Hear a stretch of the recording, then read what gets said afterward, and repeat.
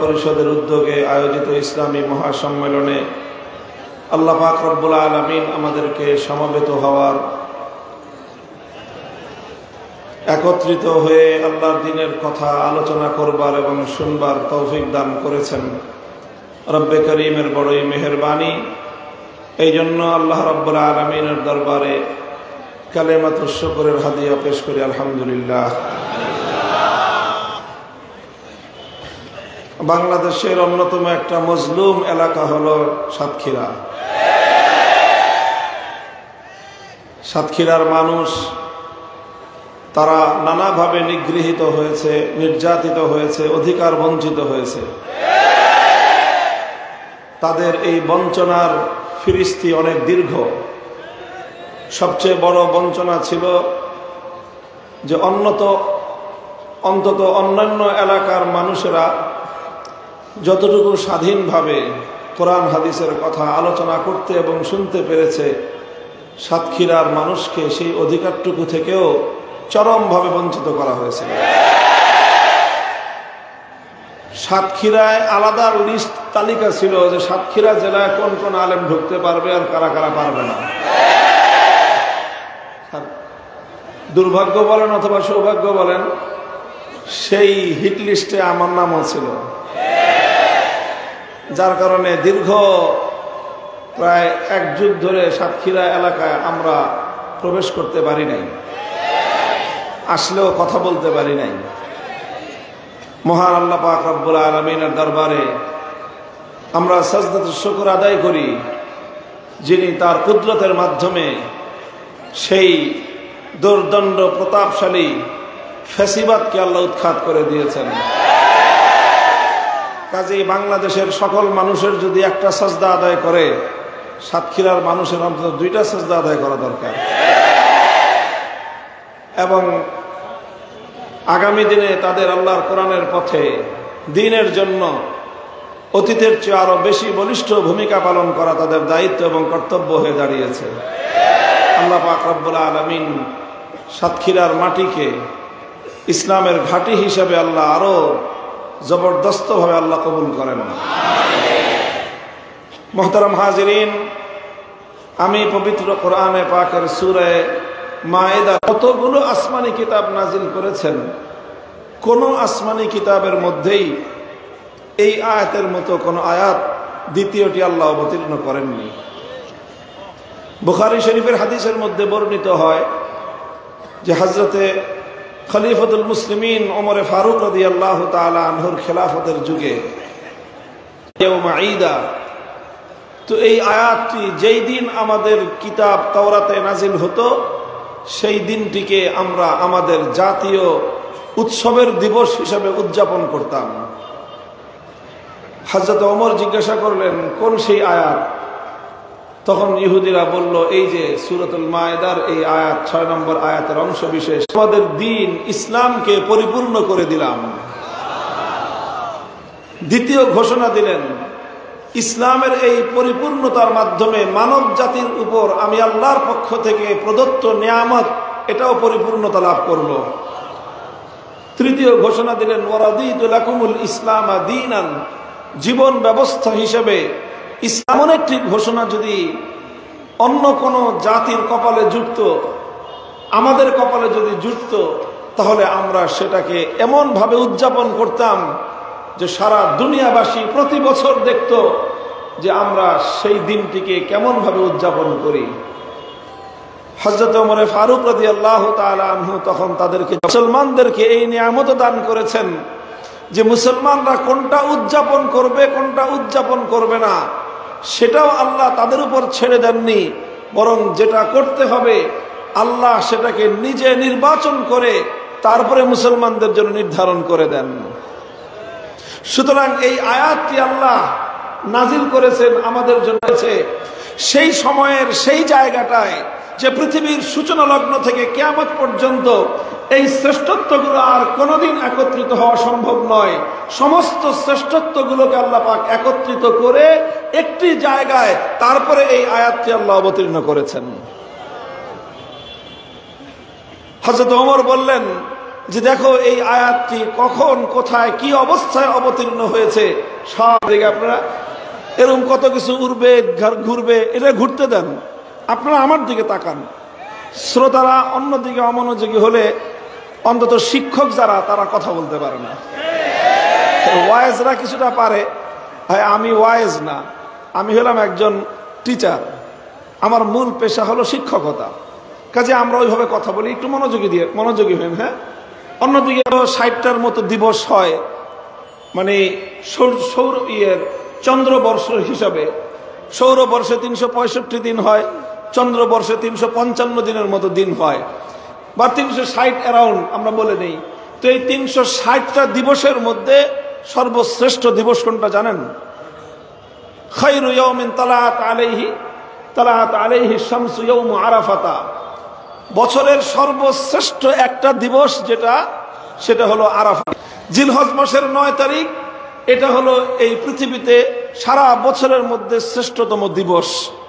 সপ্তাহের 7 দিনের সেরা দিন জুমার দিন, বছরের সেরা দিন আরাফার দিন। আল্লাহ পাক রব্বুল আলামিন তার কুদরতি সেটআপের মাধ্যমে আগে থেকেই পৃথিবী সৃষ্টির সূচনা লগ্ন থেকে আল্লাহ পাক এমন ভাবে সেটআপ দিয়েছেন যেন বিদায় হজের বছর 10ম হিজরিতে আরাফার দিনটা যেন জুমার দিন পড়ে, আরাফার দিনটা যেন জুমার দিন পড়ে। আল্লাহ পাক একই সঙ্গে জুমার দিন আনলেন, সেই দিনটাকে আরাফার দিন বানালেন। আরাফার দিনের অর্থাৎ জিলহজ মাসের 9 তারিখটা জুমার দিন পড়লো। আর সেই দিনটায় আমার নবী মুহাম্মদ আরামকে তিনি তৈরি করেছিলেন তার পুণ্যাত্মা পূর্ণ সাহাবায়ে কেরামের জামাতকে নিয়ে, পূর্ণ সাহাবীদের দলকে নিয়ে। আল্লাহর নবী তার জীবনের পবিত্রতম সফর, জীবনে আল্লাহর নবী দিন কায়েম হওয়ার পর, মক্কা ইসলাম কায়েম হওয়ার পর একটি মাত্র হজ আল্লাহর নবী করেছেন, যেটিকে ঐতিহাসিকভাবে ইতিহাসের পাতায় হজ্জাতুল ওয়াদা, বিদায়ী হজ বলা হয়। এর আগেও আল্লাহর নবী হজ করেন নাই, এর পরেও আল্লাহর নবী হজ করেননি। নবীর জীবনে একটি মাত্র হজ ইসলাম কায়েম হওয়ার পরে মক্কায় বাস্তবায়িত হয়েছে, সেটি হলো বিদায়ী হজ। সেই বিদায়ী হজে নবীর সঙ্গে সমস্ত সাহাবায়ে কেরাম হজের যতগুলো আমল আছে সবগুলো আমলের মধ্যে সবচেয়ে গুরুত্বপূর্ণ আমল হলো উকুফে আরাফা, আরাফার ময়দানে উকুফ করা। আরাফার ময়দানের যতগুলো জায়গা আছে তার মধ্যে সবচেয়ে দামি জায়গা হলো জাবালে রহমত। সেই জাবালে রহমতে আমার নবী সমস্ত সাহাবায়ে কেরামকে নিয়ে দণ্ডায়মান, আল্লাহর সঙ্গে তিনি কথোপকথন করছেন। এমন একটা সময় পৃথিবীতে আর কোনোদিন আসে নাই, আর কোনোদিনও আসবে না। সেই গোল্ডেন সময়টায়, সেই সোনালী স্থানে আল্লাহ পাক রব্বুল আলামিন তার পয়গম্বরের উপর জিবরিল আমিনকে পাঠিয়ে কোরআনে পাকের এই আয়াতটি অবতীর্ণ করলেন। সময়টা সর্বশ্রেষ্ঠ, স্থানটা সর্বশ্রেষ্ঠ, উপলক্ষটা সর্বশ্রেষ্ঠ। সমস্ত শ্রেষ্ঠত্ব একত্রিত হওয়ার পর এমন একটা ঘোষণা আসলো, সেই ঘোষণাটাও হলো সর্বশ্রেষ্ঠ।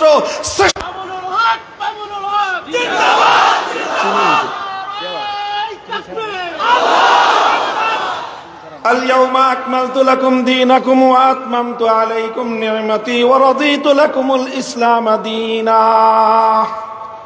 মুহতারাম হাজিরিন, এটা অনেক বড় একটা সৌভাগ্যের বিষয়, অনেক বড় একটা গৌরবের বিষয় যে আমার আল্লাহ পাক রব্বুল আলামিন মুসলমানদের জন্য এই আয়াত নাজিল হওয়ার দিবসকে নিজেদের পক্ষ থেকে নতুন করে উদযাপন করবার কোনো প্রয়োজন অবশিষ্ট রাখেন নাই। যত শ্রেষ্ঠত্ব হতে পারে সবগুলো শ্রেষ্ঠত্ব আল্লাহ পাক রব্বুল আলামিন নিজের পক্ষ থেকে এখানে একত্রিত করে দিয়েই তারপরে আল্লাহ পাক কোরআনের এই আয়াত থেকে অবতীর্ণ করেছেন। অর্থাৎ আল্লাহ নিজেই এই আয়াতটাকে অবতীর্ণ করার জন্য এমন একটা চমৎকার সময়, চমৎকার একটা পরিবেশ, চমৎকার একটা স্থান আল্লাহ নিজে নির্বাচন করেছেন। এটা আল্লাহ ছাড়া, আলিমুল গায়েব ছাড়া দুনিয়ার কারো পক্ষে সম্ভব ছিল না। সেই সময় আল্লাহর সঙ্গে তার কথোপকথন হতে থাকবে, আর সেই সময় এই আয়াতটি অবতীর্ণ হবে। এটা আল্লাহ পাকের কুদরতের সেটআপ ছাড়া সম্ভবই ছিল না। ওমর ফারুক রাদিয়াল্লাহু তাআলা আনহু বললেন যে দেখো, তোমরা যেটা মনে করো যে এই আয়াতের গুরুত্ব আর তাৎপর্য সম্পর্কে আমরা বেখবর না, আমরা বেখবর না। আমার সব মনে আছে সব আমার স্মৃতিপটে ভাস্বর হয়ে আছে। আমার চোখে এখনো ভাসে সেই দৃশ্যগুলো। আমিও ছিলাম সেই সোনালী কাফেলায়, সৌভাগ্যবানদের মধ্যে যারা আল্লাহ নবীর পাশে ছিলাম। এই আয়াত অবতীর্ণ হওয়ার ঘোষণার পর মুসলিম জাতির মধ্যে আনন্দের হিল্লোল বয়ে গিয়েছিল। মোহতারাম হাজিরিন, কথা হলো এই যে আজ 21 শতাব্দীর মুসলমানরা এই মুসলমানদের এই গৌরবের অধ্যায়টাকে কতটুকু উপলব্ধি করি, আমরা কতটুকু ফিল করি, কতটুকু অনুভব করি যে আমাদের মধ্যে অনন্য এই গৌরবের একটা অধ্যায় রয়েছে, যে একমাত্র আমাদের জীবন ধর্ম ইসলাম। এই ইসলামকেই আল্লাহ পাক রব্বুল আলামিন পরিপূর্ণতার ঘোষণা দিয়েছেন।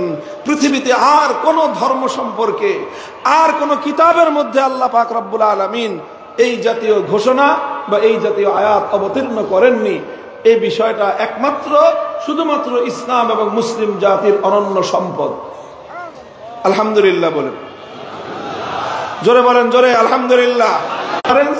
উমর রাদিয়াল্লাহু তাআলা আনহুর সে সম্পর্কে তার পর্যালোচনা, বুখারীর হাদিসের উদ্ধৃতি, এই সব কিছু দিয়ে আমি একটা কথাই এখানে সাব্যস্ত করতে চাই। আমি সাব্যস্ত করার কিছু না, আসলে কোরআন সাব্যস্ত করে দিয়েছে। আমি সেটা ব্যক্ত করতে চাই। সেটা হলো ইসলামের একটা অনন্য সৌন্দর্য, ইসলামের অনন্যতা, ইসলামের সর্বশ্রেষ্ঠ সৌন্দর্য হলো ইসলাম পূর্ণাঙ্গ ব্যবস্থা। ইসলামের অনন্যতাটা হলো এই জায়গায়, ইসলামের পূর্ণাঙ্গতা। ইসলামের অনন্যতাটা কোথায়? ইসলামের পূর্ণাঙ্গতা। ইসলামের বলেন সবাই, আপনার ইসলামের অনন্যতা হলো ইসলামের পূর্ণাঙ্গতা। ইসলামের শ্রেষ্ঠত্ব হলো ইসলামের পরিপূর্ণতা। যে ইসলাম, যেটাকে আমরা সুন্দরভাবে বলি ইসলাম এক মুকম্মল নিজামে হায়াত হ্যায়, Islam is the complete code of life. ইসলাম হলো পূর্ণাঙ্গ জীবন ব্যবস্থার নাম। ইসলাম হলো পূর্ণাঙ্গ জীবন ব্যবস্থার নাম। ইসলাম একমাত্র পূর্ণাঙ্গ জীবন ব্যবস্থার নাম। এই মহাবিশ্বের মধ্যে ইসলাম ছাড়া আর কোন ধর্ম, আর কোন মতবাদ, আর কোন আদর্শ ইসলামের মতো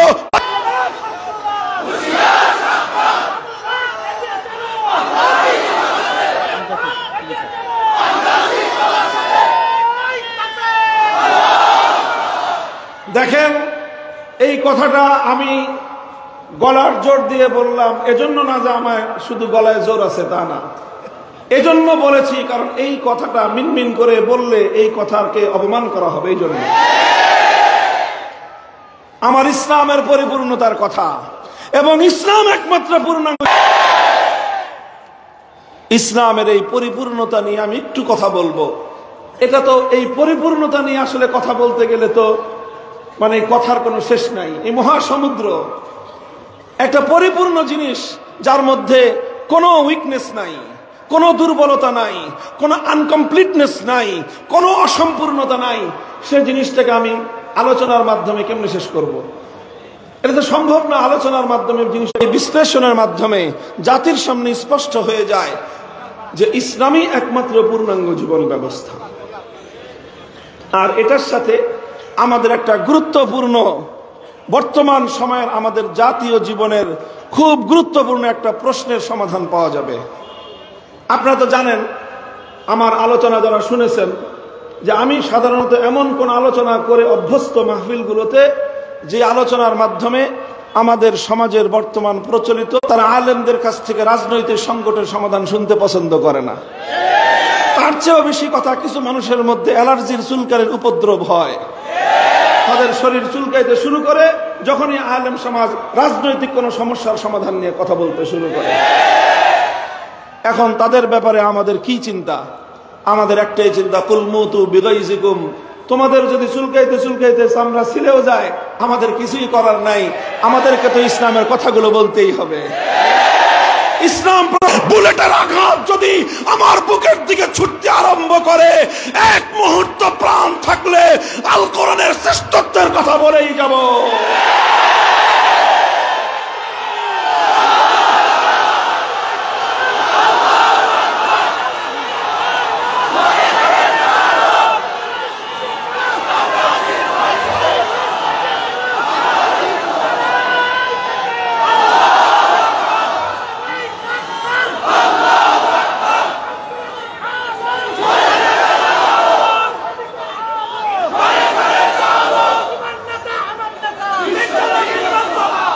হতে পারে না। ইসলাম ছাড়া অন্য কোন ধর্ম বিশ্ববাসীর সামনে পূর্ণাঙ্গ কোন জীবন ব্যবস্থা দিতে পারে নাই, দিতে পারে না। এই কথার প্রমাণ হিসেবে আমি শুধু দুটো দৃষ্টান্ত উপস্থাপন করব, দুটো দিক ইসলামের অনন্য সৌন্দর্যের উপস্থাপন করব স্যাম্পল হিসেবে, দৃষ্টান্ত এবং উপমা হিসেবে, যে এই সমস্যাগুলোর সমাধান একমাত্র ইসলামই দিতে পারে, অন্য কোনো ধর্ম দিতে পারে না। মুহতারাম হাজিরিন, কথাটা এই জন্য আসে, আমি কেন কথাটা এই আঙ্গিকে বলছি, কারণ আমরা যারা মুসলমান, আমরা যারা আল কোরআনকে আসলে পরিপূর্ণভাবে ধারণ করে স্বীকার করবে, তাহলে এর মাধ্যমে তুমি কোশ্চিন কেন ইমানদার হতে পারবে না। কাজে আমরা কোরআনের কিছু অংশ বিশ্বাস করব, কিছু অংশ পরিত্যাগ করব। আমরা এমন ধোঁকাবাজ মুনাফিক মার্কা ইমানদার হতে চাই না। আমরা চাই কোরআনকে ধরেছি তো পূর্ণাঙ্গভাবে ধরবো। আমার মাথার চুল থেকে পায়ের নখ পর্যন্ত গোটা জীবনটাতেই আল কোরআনকে আমরা অনুসরণ করব, ইসলামকে আমরা অনুসরণ করব। আর ইসলামকে যদি আমরা সর্বক্ষেত্রে অনুসরণ করতে চাই, জীবনের সকল ক্ষেত্রে যদি আমি ইসলামকে অনুসরণ করতে চাই, তাহলে আমার ব্যক্তি জীবন কোন রাষ্ট্র এবং রাজনীতির কোনো বিষয় নিয়ে আমি আলোচনা করব, কাজ করব, রাজনীতি করব, রাষ্ট্র পরিচালনা করার কোনো কাজ আমি যখন করতে যাব, আমি যদি মুসলিম হয়ে থাকি, সেখানে আমাকে একমাত্র ইসলামকেই অনুসরণ করতে হবে। আর তখনই আমরা দাবি তুলি যে আমরা চাই এমন একটা রাষ্ট্র ব্যবস্থা, যে রাষ্ট্র ব্যবস্থাটা পরিচালিত হবে ইসলামের আলোকে। আমরা চাই ইসলামী হুকুমত, আমরা চাই আল্লাহ প্রদত্ত খেলাফতের রাজনৈতিক ব্যবস্থা বাস্তবায়িত করতে। খ্রিস্টান ভাইয়েরা আছেন, বৌদ্ধ ভাইয়েরা আছেন, তারাও আমাদের রক্তের সূত্রে ভাই। সবাই আমাদের বাবা আদমের সন্তান, একই বাবার সন্তানেরা যে যেই ধর্মের অনুসরণ করুক না কেন, সবাই ভাই ভাই। কথা বলেন? একই বাবা এবং মায়ের ঔরস থেকে জন্ম নেওয়া সন্তানরা, খারাপ হোক ভালো হোক, সব ভাই ভাই। এর মধ্যে কোনো সন্দেহের অবকাশ আছে? কোনো অবকাশ নেই। সুতরাং সেই হিসেবে জন্মসূত্রে আমরা সকলেই আমাদের আদি পিতা বাবা আদমের সন্তান, একই মা হাওয়া আলাইহিস সালামের সন্তান। সেই হিসেবে সব ধর্মাবলম্বীরা পরস্পর তারা জন্মসূত্রে রক্ত। বলেন, প্রশ্নটা আসে কিনা?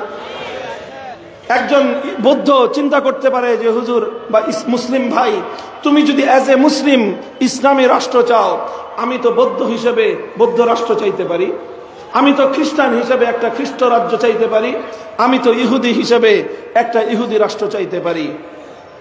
আমি আপনার প্রাথমিকভাবে আপনার এই কথার সাথে সম্পূর্ণ একমত যে হ্যাঁ, আপনার মনের মধ্যে এই কথাটা আসতে পারে। আমি মুসলিম হিসেবে যেরকম ইসলামী রাষ্ট্র চাই, আমি যেমন ভাবে আমার ব্যক্তি জীবনে আমি ইসলামকে অনুসরণ করতে চাই, আমার রাজনৈতিক এবং রাষ্ট্র জীবনেও আমি ইসলামকে অনুসরণ করতে চাই, তুমিও চাইতে পারো। শুধু অমুসলিমদের মধ্যে নয়, বরং অনেক মুসলমানদের মধ্যেও দাবি তুলবে সমস্যার সমাধান কোথায়।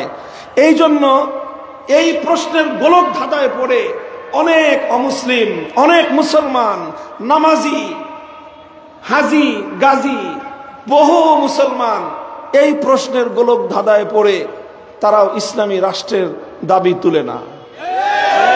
আছে না নাই? যদি তারা ইসলামী রাষ্ট্রের দাবির সঙ্গে একমত হতো, তাহলে মুসলমানদের দেশে কোনো অনৈসলামিক দল থাকতোই না।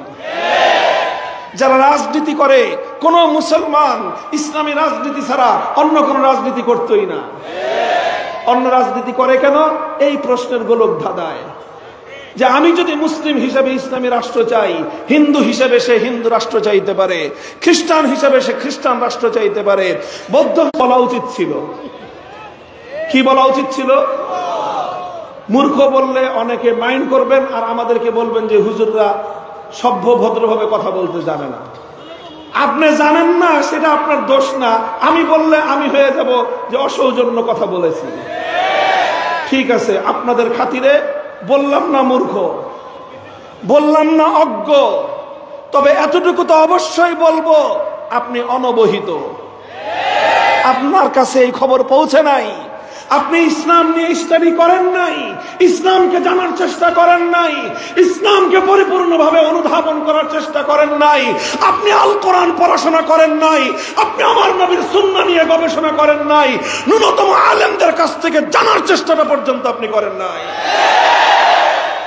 এরপরেও আপনাদের প্রতি সর্বোচ্চ শ্রদ্ধা রেখে বলতেছি, যে সকল মুসলমানেরা রয়েছেন, এর পরিণাম হলো এই যে আমরা যেমন বুক ফুলিয়ে আল্লাহর জমিনে ইসলামী রাষ্ট্রের দাবি তুলতে পারি, আপনি ইসলামের রাষ্ট্রের দাবি করতে পারেন না বলেই ইসলাম বাদ দিয়ে আপনি আব্রাহাম লিঙ্কন, কার্ল মার্কস, মাও সেতুং, লেনিনদের আদর্শের রাজনীতি করেন।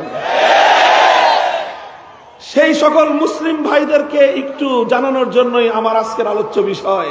এটা আমরা আলোচনা করছি যে বুঝেন, বুঝবার চেষ্টা করেন একটু, যে এই যে আমাদের দাবি এবং আপনাদের যে কনফিউশন, এই গোলক ধাঁধার সমাধান আমি দেব শুধুমাত্র দুটো স্যাম্পলের মাধ্যমে, দুটো দৃষ্টান্তের মাধ্যমে। মূল গোলক ধাঁধাটা কি ছিল, আবার ফিরে আসে আমি কথায়।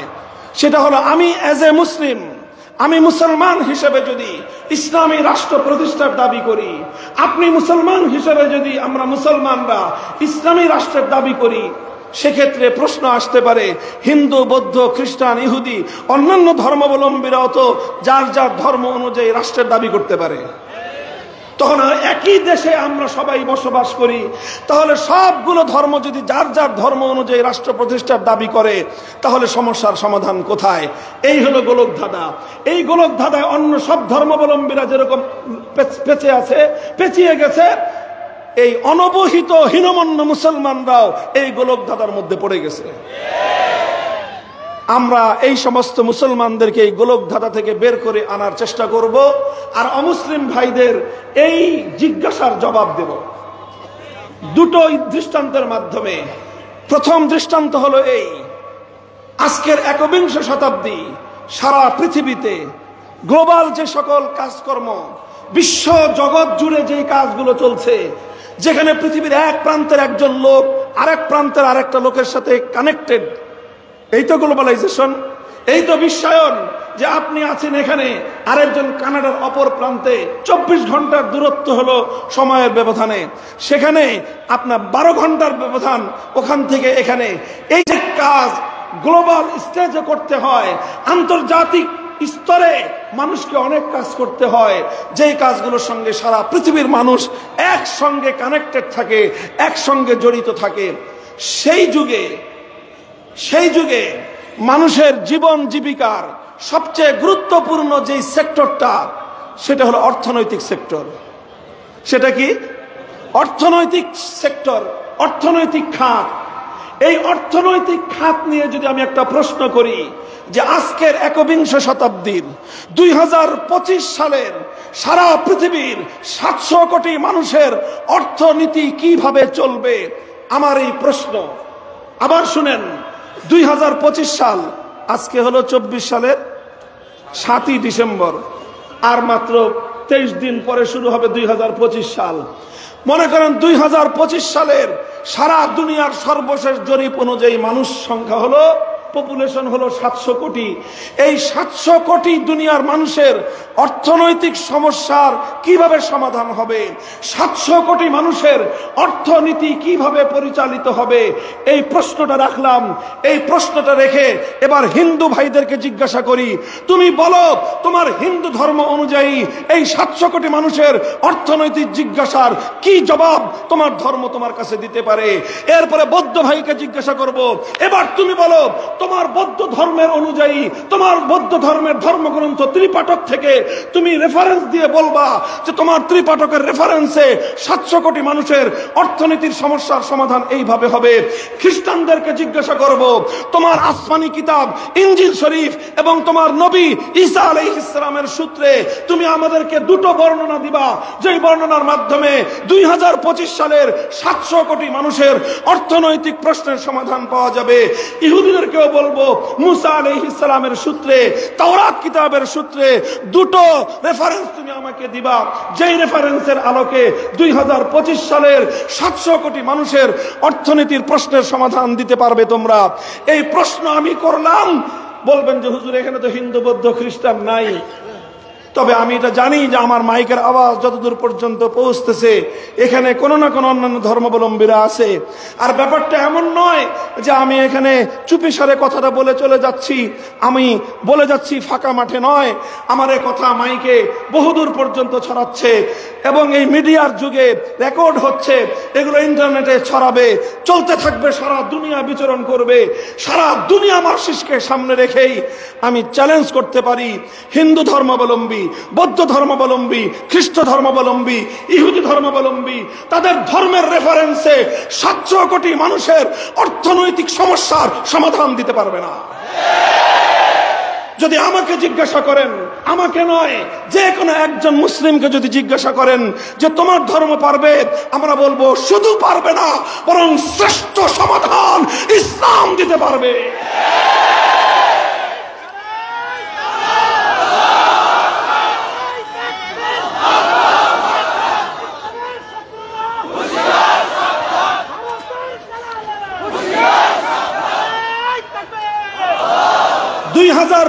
সালের জাতীয় বাজেট কিভাবে হবে, 2025 সালের এই আধুনিক একবিংশ শতাব্দীর মিলেনিয়ামের যুগের একটা রাষ্ট্রের জাতীয় বাজেট কিভাবে হবে, রেভিনিউ কালেকশন কিভাবে হবে, এক্সপেন্ডিচার কিভাবে পরিচালিত হবে, এই সকল খাতগুলোকে যদি আপনি ধর্মের আলোকে সাজাতে চান, নট অনলি ফর মুসলিমস, শুধু মুসলমানদের জন্য নয়, জাতি ধর্ম নির্বিশেষে প্রত্যেকটি ধর্মাবলম্বীর জন্য প্রযোজ্য একটি জাতীয় বাজেট যদি আপনি আমার কাছে চান, আমি আল কোরআনের আলোকে, আল্লাহর পয়গম্বরের সুন্নাহর আলোকে বিশ্ববাসীর সামনে উপহার দিতে সক্ষম।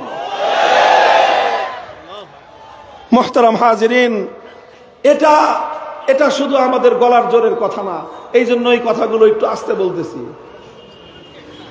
অন্য কথা যতটা জোরে বলি, এই কথাটা একটু আস্তে বলছি না আমি? হ্যাঁ, এই কথাটা আস্তে বলতেছি। এজন্য বলতেছি যে এই কথাটা আমার গলার জোরের কথা নয়, এটা রিয়ালিটি, এটা বাস্তবতা। এত বড় রাষ্ট্র আছে আমাদের পার্শ্ববর্তী রাষ্ট্র ভারত, সেই ভারত বর্তমান শাসন করতেছে একটা হিন্দুত্ববাদী একটা সরকার, চরম হিন্দুত্ববাদী সরকার। সেই হিন্দুত্ববাদী সরকারের প্রধান নরেন্দ্র মোদী, অমিত শাহ এবং তাদের যে বিজেপি যে দল, তাদেরকে আমরা ওপেন চ্যালেঞ্জ করলাম, আনো মোদী কি বলছে সেটা জানতে চাই না, তোমার ধর্মগ্রন্থ কি বলে রেফারেন্স দাও। তোমার গীতার রেফারেন্সে তুমি কথা আনো যে 2025 সালের আমার দেশের লাগবে না, বেটা তোর দেশেরটাই দে। ভারতের জাতীয় বাজেট হিন্দু ধর্মের রেফারেন্সে, তাদের ধর্মীয় গ্রন্থের রেফারেন্স দিয়ে বাজেট কালেকশন কিভাবে হবে, বাজেট খরচ কিভাবে হবে, হিন্দু ধর্মের আলোকে তুমি একটা বাজেট প্রদান করো। পারবা না। কেন পারবা না? কারণ তোমার ধর্ম সে ব্যাপারে নীরব। বৌদ্ধরা, চায়নার মতো রাষ্ট্র তোমার কাছে আছে, সারা পৃথিবীর অর্থনীতি যারা নিয়ন্ত্রণ করতেছে, তোমরা তোমার ধর্মের আলোকে সমস্যার সমাধান দাও, দিতে পারবা না। কেন পারবা না? কারণ তোমার ধর্ম সে ব্যাপারে নীরব। খ্রিস্টানরা সারা পশ্চিমা বিশ্ব তোমরা পরিচালনা করছো, সারা দুনিয়া তোমরা নিয়ন্ত্রণ করছো, তোমাদের মানব রচিত মতবাদের মাধ্যমে তোমরা তোমাদের ধর্মের আলোকে সমস্যার সমাধান দাও। পারবা না, কারণ তোমার ধর্মে সেই সাজেশন নাই। ইহুদিরা কুটচাল চালতে পারবা, মুসলমানদের বাইতুল মুকদ্দাস দখল করতে পারবা, সারা পৃথিবীর মানুষের পকেট কেটে অর্থনীতি নিয়ে তোমরা তোমাদের জন্য সেই কালো টাকার পাহাড় করতে পারবা, চুরি করতে পারবা, মুসলমানদের সারা পৃথিবীর জনগণের সম্পদ নিয়ে নিজেদের জন্য স্তূপাকৃত করতে পারবা। ধর্মের আলোকে একবিংশ শতাব্দীর আন্তর্জাতিক বাজেট তো দূরের কথা, একটা রাষ্ট্রের জাতীয় বাজেট তোমরা দিতে পারবা না। এর চরম দৃষ্টান্ত হলো এই, আজকের পৃথিবীর সারা দুনিয়া জুড়ে অর্থনৈতিক লেনদেনের জন্য, অর্থনৈতিক কার্যক্রম পরিচালনার জন্য একটা অনিবার্য অনুষঙ্গ হয়ে দাঁড়িয়েছে ব্যাংকিং সিস্টেম। বলেন বলেন, সারা দুনিয়ার, সারা পৃথিবীর যত অর্থনৈতিক ট্রানজাকশন, এই সব চলছে ব্যাংকিং সেক্টরের মাধ্যমে। এখন তো তারা বলতেছে যে আগামীর দিনে ক্যাশলেস সোসাইটি হবে সারা পৃথিবী জুড়ে। এই ক্যাশলেস সোসাইটি বলেন, যেভাবেই বলেন, সব কিছুর চ্যানেলটা হলো ব্যাংকিং চ্যানেল। এই ব্যাংকিং চ্যানেলের মাধ্যমে সারা দুনিয়ার 700 কোটি মানুষ কিন্তু এই চ্যানেলের সঙ্গে কোনো না কোনো ভাবে জড়িত। বলেন কথা ঠিক না বেঠিক? এই যে ব্যাংকিং সিস্টেমটা সারা দুনিয়ায় পরিচালিত হচ্ছে এবং ব্যাংকিং সিস্টেমটা আজকের পৃথিবীর অর্থনৈতিক কার্যক্রমের একটা অনিবার্য পরিবহন হিসেবে, বাহন হিসেবে ব্যবহৃত হচ্ছে। এই ব্যাংকিং সেক্টরটা নিয়ে যদি আমি আপনাদের সামনে দৃষ্টান্ত দেই, শুধু আমার এই বাংলাদেশে সরকার অনুমোদিত ইসলামিক ব্যাংক আছে 9টা। কয়টা? ফুল ইসলামিক ব্যাংক, একেবারে টপ টু বটম যে ব্যাংকগুলো ইসলামকে অনুসরণ করবে বলে তারা